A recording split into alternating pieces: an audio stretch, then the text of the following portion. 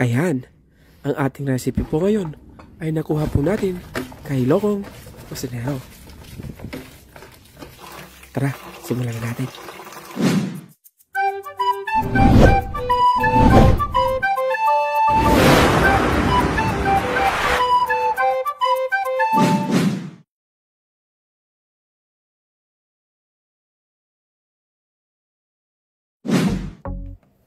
Ayan, meron lang po tayo dito isang peraso ng ating repolyo o yung ating cabbage.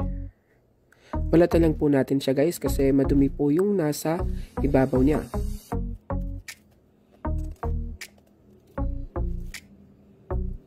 Pagkatapos mamaya po natin siya babanlawan pag nahiwa na po natin. So, tanggalin natin yung gilid na yon. Siguraduhin lang po ninyo na magandang cabbage po ang inyong makukuha dito. Ayan, hatiin lang natin siya sa gitna and then tanggalin natin yung matigas na part.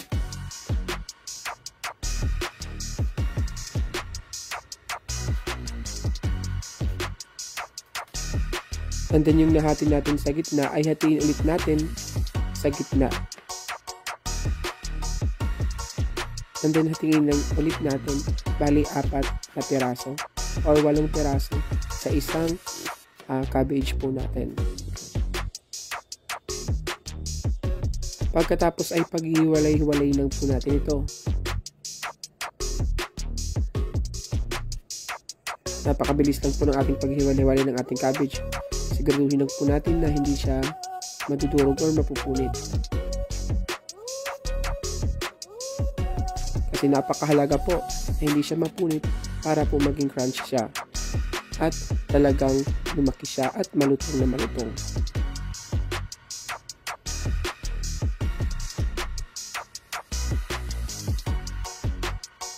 Ayan, hiwalay-hiwalay lang natin silang lahat.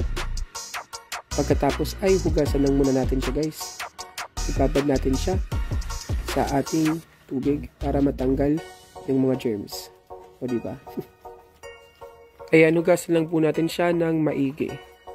Pagkatapos ilipat na ito sa ating bowl and then lagyan natin ng tubig dahil ibababad lang natin ito and then lalagyan natin siya ng ice. Babad lang natin para maging crispy siya. Pagkatapos sa isang mixing bowl natin, mag-crack tayo ng isang buong itlog. Pagkatapos maglagay tayo ng konti lang yung ating ginisa mix. And then 1 tablespoon ng ating sugar. Mix lang muna natin siya. Hintayin natin na ma-dissolve talaga yung ating sugar. Pagkatapos ay meron po tayo dito 1/4 cup ng ating all-purpose flour at 1/3 cup ng ating cornstarch.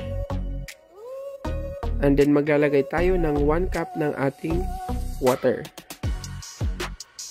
And then haluin lang natin ito ng maigi hanggang sa matunaw nga yung ating flour na ilagay dito. So okay na to guys, ililipatan natin dun sa ating egg mixture. Ayan, haluin lang natin siya ng maigi. Mix lang natin hanggang mag-combine yung ating egg at yung ating slurry. Haluin lang po ng maigi. Pagkatapos set aside lang muna natin siya. Ayan. So meron po tayo ditong flour.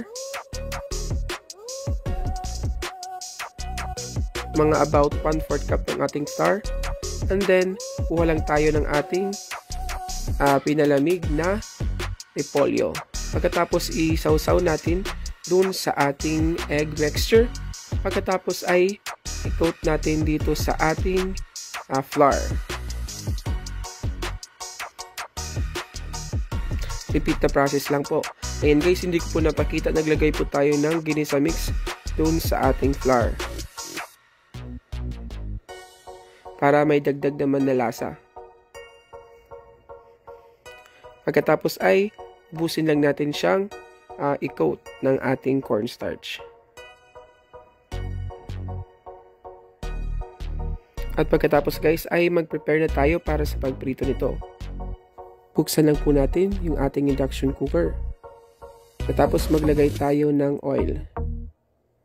buksan na natin yan. Damihan na lang natin. Mas maganda kung naka-deep fry talaga guys. And then painitin lang natin yung ating oil guys. Bago natin ito. Pag mainit na, iprito na natin yung ating repolyo.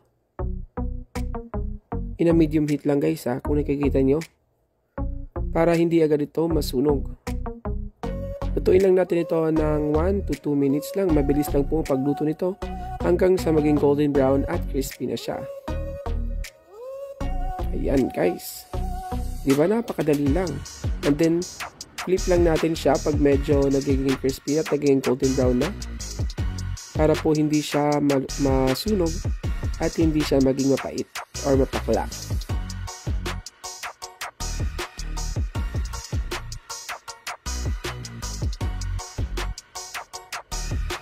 Ayan ang ating recipe mo ngayon ay nakuha po natin kay Lokong Cocinero. O diba? Kung sino po nakasubscribe kay Lokong Cocinero, alam kong nanood na kayo sa kanya nito. Meron po tayong consent sa kanya na gayahin natin yung kanyang kakaiba at napakasarap na recipe. Ayan, pagkatapos nito, i-drain lang natin at maglalagay na tayo ng ating cheese para mas lalong sumarap. Ayan. Meron lang po tayo ditong cheese pero optional lang yan. Kung ayaw mo ng medyo maalat, ay pwede naman hindi nyo nalagyan. Tamihan na po natin yung ating cheese para mas lalong sumarap. And then, mix lang natin, shake, shake, shake, para mas lalong manuot yung ating cheese. Ito na nga guys, ang ating napakasarap na cheesy repolyo cheese. Diba? Ang lutong-lutong pa niya guys. Tara na, tikiman time na po tayo.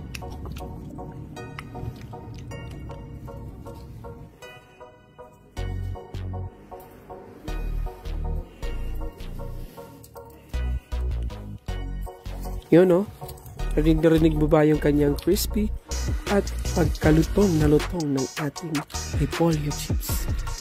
Ayan, mag-subscribe ka na po sa ating YouTube channel at sa ating Facebook page, Happy Tummy by RD.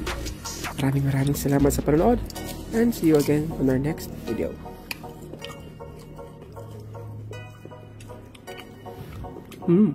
Lutong niya.